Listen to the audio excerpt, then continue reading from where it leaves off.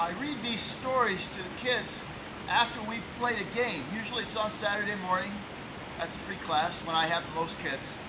And so after we played a game in summer, it's pretty darn hot in here, even with the fan going.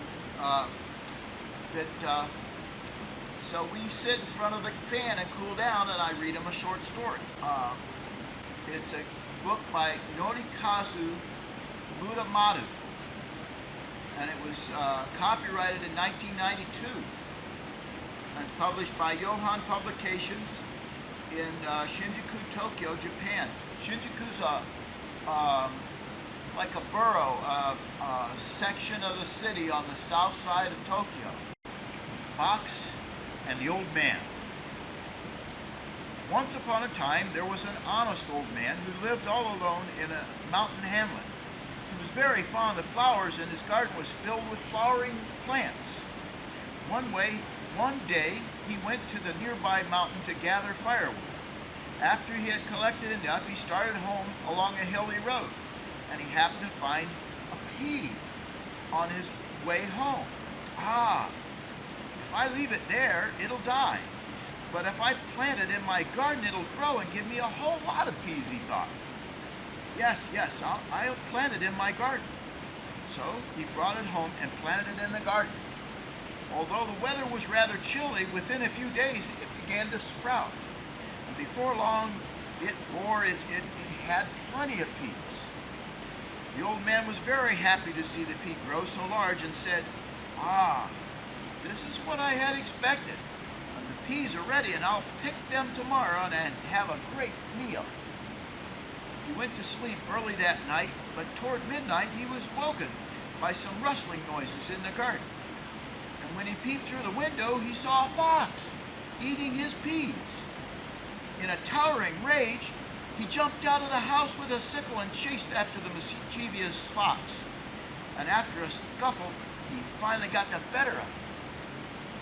Darn you, I'll kill you for that, he said, panting, and he lifted the sickle high, ready to thrust it into the fox's throat.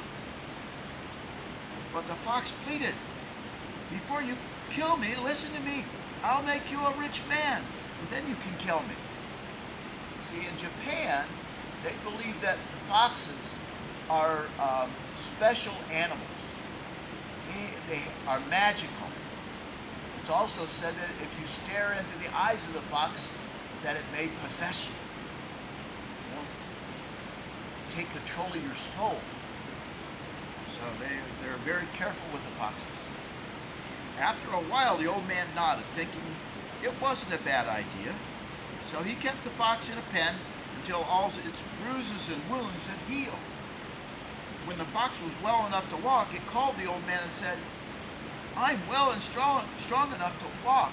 Now, take me to the village market and sell me, and you'll make a lot of money. As soon as it had said the magic words, the fox changed itself into a handsome steed. What's a steed? That word's not used very much. It's a horse. It's a horse. So, seeing the steed before him, the old man cried out in astonishment. He was so surprised. What? Witchcraft! Sure enough, I will become the richest man in the village if only I can sell it.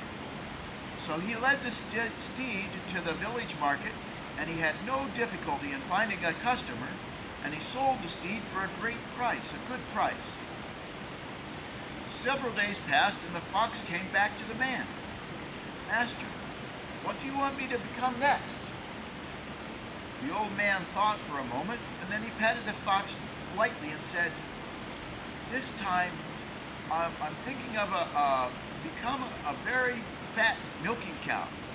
And sure enough, within a few seconds, a splendid cow stood before him. And the old man proudly took it to the village market and sold it for an enormous price. He was so elated, he was so happy that he spent the next few days doing nothing but counting his money and gorging himself on delicious food. So he ate a lot.